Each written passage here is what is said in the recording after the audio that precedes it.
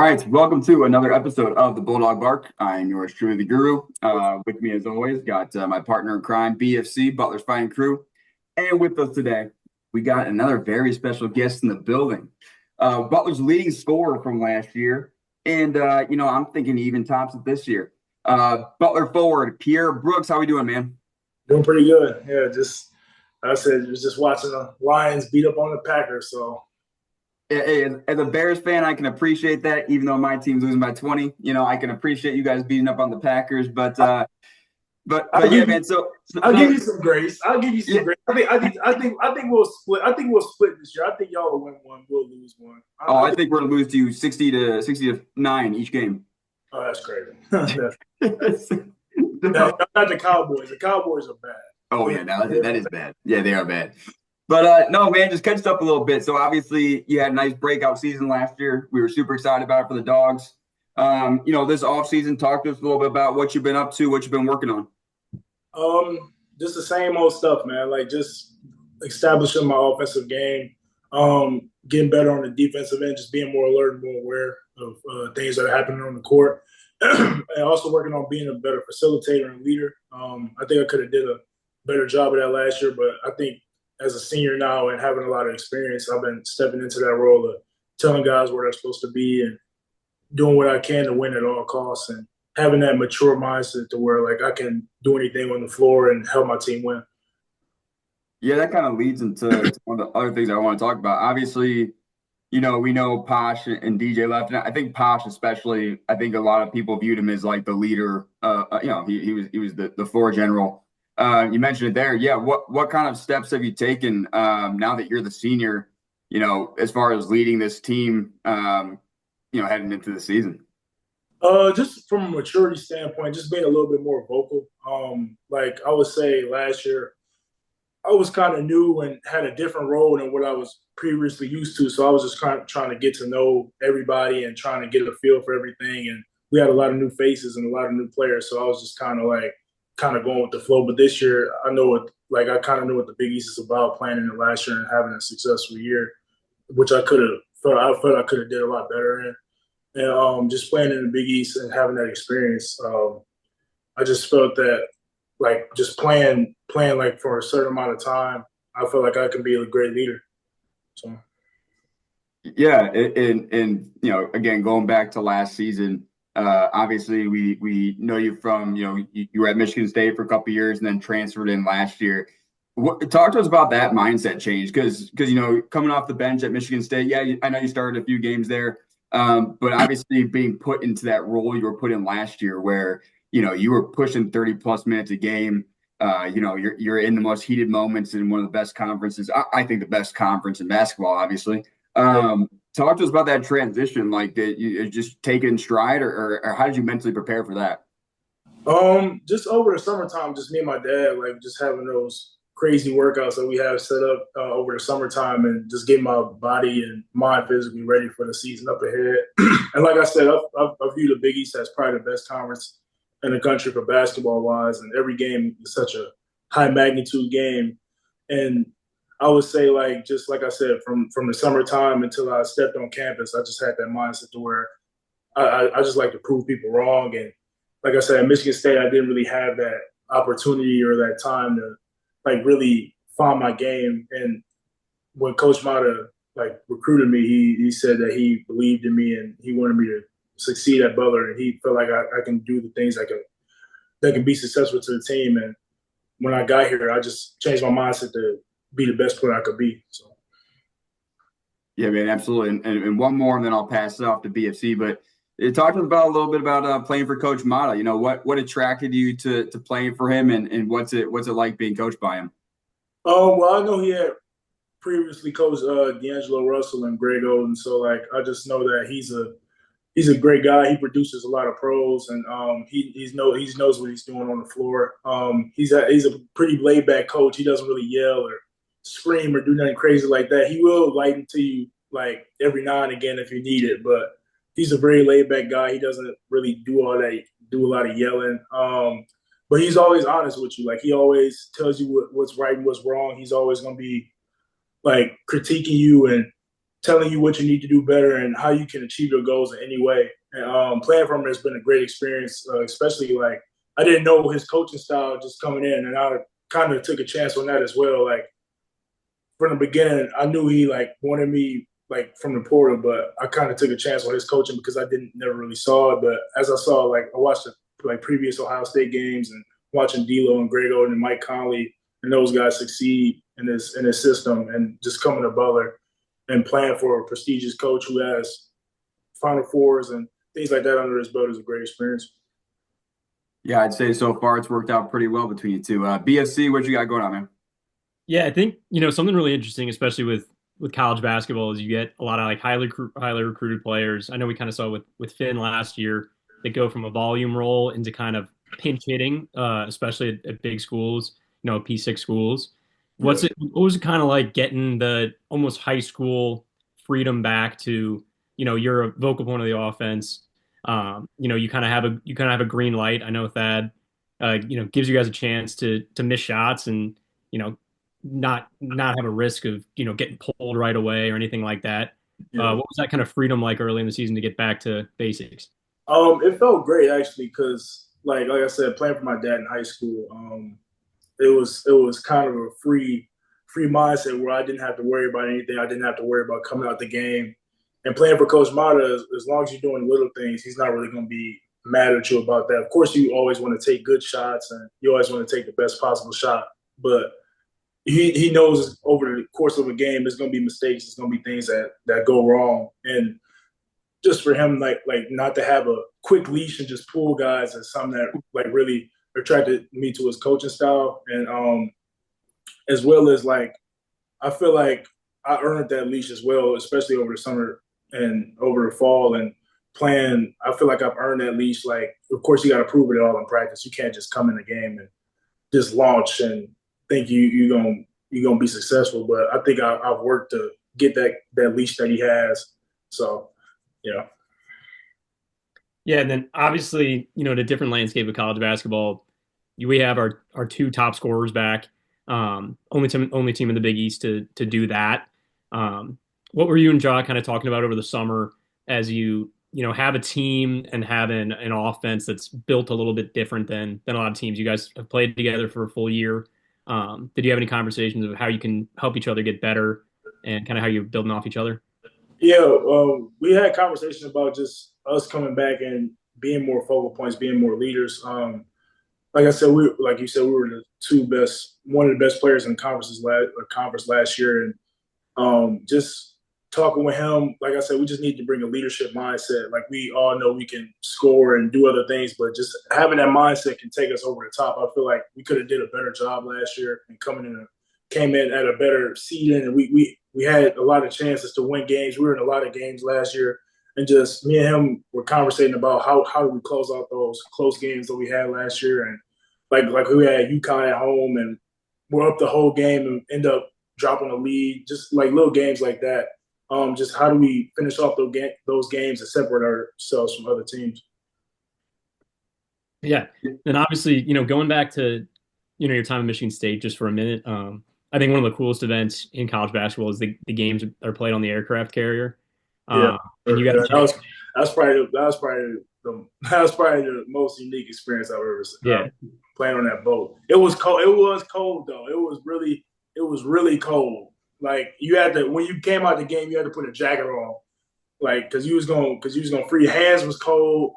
I had I had a floater in the three, but it was really cold because we were yeah. on It's like the it's like getting back to just playing outside like like growing up. And I know Timmy. I think Drew Timmy missed more free throws in that game than he missed the rest of his career combined.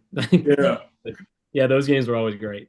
Yeah, for sure. Yeah, that was a great experience. That's probably one of the best experiences I've ever had, though. Because like even before that, we took a tour to the airship and took a we were in San Diego too. San Diego is a really nice city, so we were in San Diego and we were touring the boat before and got to talk with some of the people who were aboard, and actually like the boat was on like a different what do you call it? Like it's a where everyone stays at who's like in the service. Like a base? Yeah, base. Yep, it was on the Yeah. base. You had to like get your bus checked in and stuff like that. It was on the base. Yeah. It's nuts.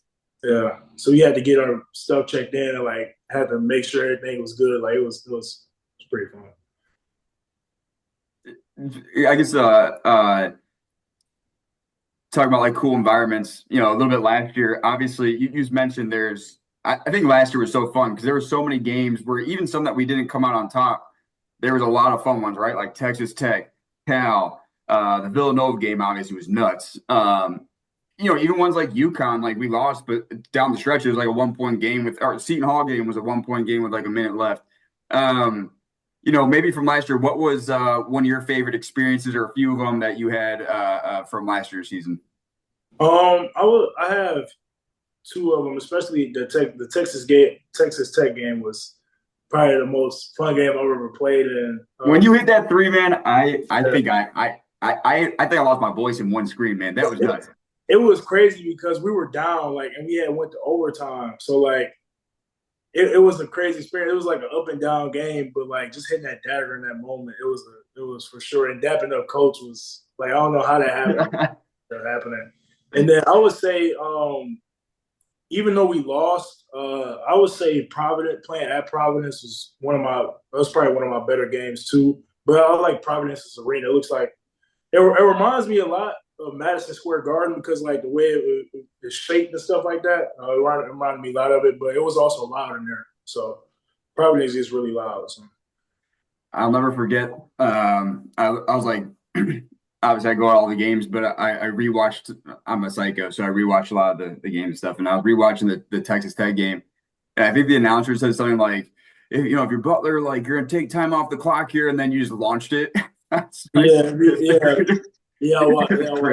Because the thing is, he said you want to take time off the clock, but it was like that was probably the best shot we were gonna get, honestly, because Posh was dribbling to me in the corner. Yeah, like 8 seconds left on the shot clock, and I didn't want to like there's no point in like wasting and driving and just throwing up some BS. Like I might as well shoot it, especially if he don't come up off the handoff. So yeah, but I was confident in this for sure. Yeah, and then obviously I think this year too. I don't know. I'm obviously not in the huddle or anything, but I feel like this year there's a pretty established role of like you and Ja are like obviously the go-to guys. Last year I think there was, is it going to be DJ? Is it going to be you? Is it going to be Ja? It's obviously good to have a lot of weapons, but I think back to the Providence game last year where you got the ball, you're backing down like a truck and just put that little floater in to win that game. What was your mindset when you got the ball on that one? Was like, hey, I'm doing this. So on that play, I just drove and Barlow just told me to go. Like he just said go at that point. It was probably the best shot I was gonna get. And I saw who was on me. Like no disrespect, but I felt like I could score on whoever was guarding me. I forgot who was guarding me, but I felt like I had the right matchup at that point. So I think Barlow just told me to go and posted him up and got a spin layup. Love it, man. Another one that I'll have BFC jump back in, but we talked about Posh and DJ and obviously Jalen graduated and like that. I miss Jalen, man. I miss Jalen. Yeah, I did too. JT always brought that energy. I always loved it. Yeah. But we obviously got some new guys coming in. Patrick McCaffrey, Colby King. Unfortunately, Jamie Kaiser sounds like he's going to be out for quite a bit here. But talk to us about some of the new guys. What are you seeing with them? What can the Dogs expect of them? Well, I'm gonna start with the freshmen.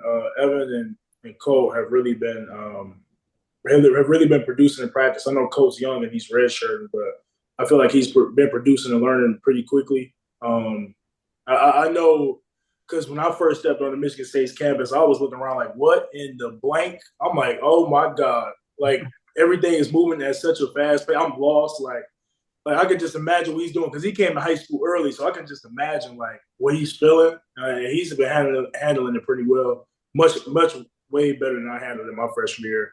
And he was younger before I entered college. He's like, I think he's 17, which is crazy. And then Evan, he's been producing a lot too. Nice shooter. He's been growing a lot as well, like with his IQ and making the right plays. he's been getting to the basket a lot too, like just creating for others as well. He's like I said with Cole, like he's learning pretty fast as well. Who's next? Jamie. When Jamie was with us, we obviously know he can shoot the ball. And he's a really good defender. Puts pressure on the ball, makes it hard for guys to score. When he was healthy, I don't know when he's going to be back, but I think it should be pretty soon. Like he's in a boot, but I don't know when he's going to be back. But when he was playing, like he's had a high motor shooter, nice touch around the rim. And we got Kobe. He's a good point guard for us. He's learning how to facilitate. I think coming from Tulane, he was kind of that scorer, but just knowing like he's playing with other guys like me, Job, Pat, like there's other scorers around him. He's learning how to facilitate and do other things as well. And he's always been able to score the ball. I know he was previously at St. John's before he went to Tulane, and just he can score in high volumes. Nice shooter, good touch around the rim. Look smart with the basketball as well. And then we got is that 3, right? That's 3. Yeah. PMAC. And PMAC, yep. PMAC is obviously a veteran. Played at Iowa. I played against him for 2 years at Michigan State. And veteran, knows he gets to his spots. He's 6'9". He gets to his spots effectively. Long arms. He gets a lot of deflections in practice. I would say he's like me and Ja. He's experienced. He's a leader, natural leader, because he's been in college for quite a long time. So he's a natural leader, and he knows what to do on and off the floor. Like I said, he can get to his spots effectively. And like me and Ja, I think he's gonna be another one of those go-to guys as well to score the basketball. And like he's a great leader for us for sure. Awesome, man. BFC, what else you got?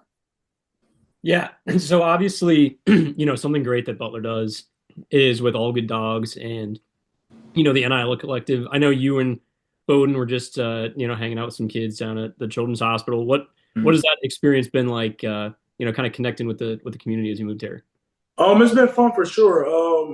I like being involved with the community and being involved with kids. I see it as like an opportunity to help someone who doesn't necessarily have like the best health and the best like life right now as it seems. Just helping those kids and like seeing their faces light up when they see a Butler basketball player walk in is a great feeling to have. And we do a lot of the events, and when we have those events, like kids are always excited and happy, and like it fills me with joy to like see those kids happy when we come in. And at the Children's Hospital, like just doing little activities like to keep you involved with them, and like you can tell it's really helping them and making their day. So, and then kind of staying here for the summer, I know that a lot of you guys got to play in the Dizzy runs. I went to a couple of the events. What was that like kind of playing? I know you were on a team with Colby, kind of getting for a feel for how each other play. I know, the defense wasn't always the greatest competition a lot of the time, but I was like seeing when you put up 70, I wasn't at that event, and I know Ethan had, I think, 35 or something on your team, but the crazy story about that is like the team was playing that we were playing, they were like leaking out so they could like make the playoff, like they could make the championship game. Like they were leaking out to get layups. So like they was just letting us shoot, and when they had to beat us by a certain margin, it was real. It was real like what's the word? It was real suspect. Let's put it like that. It was real suspect.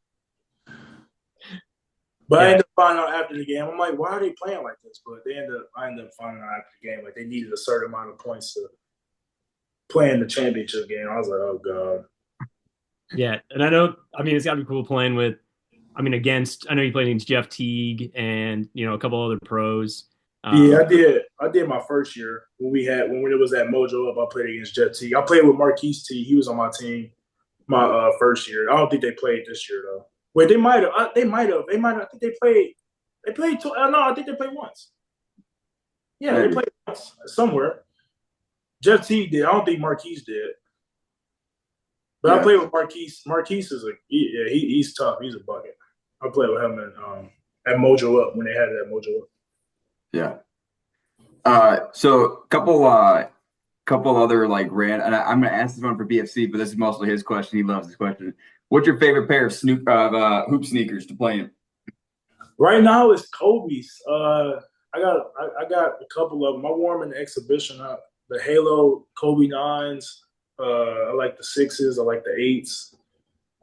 Yeah, Kobe's my go-to shoe right now, for sure. Yeah, that's basically what I've been wearing. I'm trying to get some more, but I'm trying to get into the D books. I don't have a pair, but I'm trying to get some. So I might get into those. But Kyrie's are my favorite right now. Or not Kyrie, Kobe. I'm sorry, Kobe.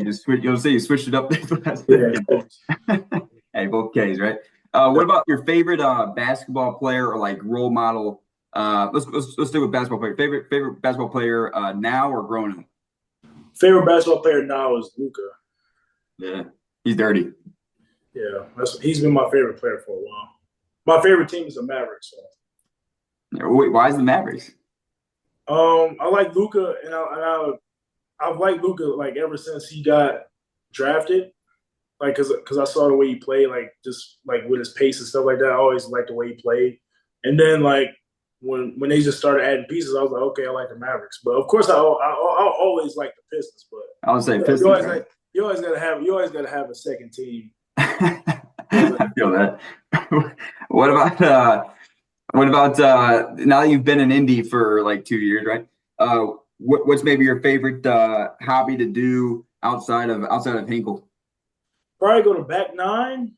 Yeah, Off a little bit. Back nine. I've seen your videos on IG and stuff. Yeah, my swing's getting better.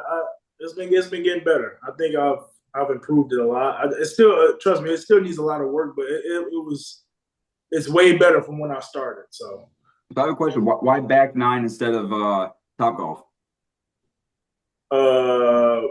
Back nine is I think it's in like the part of Indianapolis. Like you can see Indianapolis, like the city, yeah, where you're golfing, yeah. And I have a deal with them too. So that works. Well, that's a good deal, man. BFC, what other ones you got? So this is something we asked Ethan, and I think he went with himself. But players and staff, who wins a shooting contest? He said Diebler. John Diebler. That's not. Yeah. Oh, he did say Diebler. Yeah, he said Diebler. John Diebler. It's not even close. Yeah. What about slam dunk contest? Who's winning that one? Well, we don't have a lot of Gusto. Yeah. Okay, we don't have a lot of athletic guys, but Gusto win one. Yeah. I think Gusto could have ended some careers in that exhibition game. He was hunting heads. Yeah, for sure. Yeah, Gusto. He played really well in the exhibition, though. He's improved a lot, actually. Gusto really well. Yeah, I've been seeing the work he's been putting in too. He's becoming a lot smarter on the floor and doing everything right, what he's supposed to be doing in the classroom, on the floor. Like he's been taking care of his business, and I think in the exhibition game, I think his work came out to be for real. He's been putting in work. Yeah, no, he played great. I'm excited to kind of watch him and see what role. Obviously, that block against Providence is one of the best moments of last year. I know it pissed off a lot of their fans, but I know it wasn't a foul. It was questionable. It might have been a foul. No. It was clean block. I saw nothing. Ooh. I saw nothing. I was right there. It was fine. So obviously, a lot of basketball talent comes out of Michigan. Who do you think is the best player to come out of the state in the last? Let's just go kind of since last 10 years, so last 15 years. Last 10 years, Michigan or Detroit?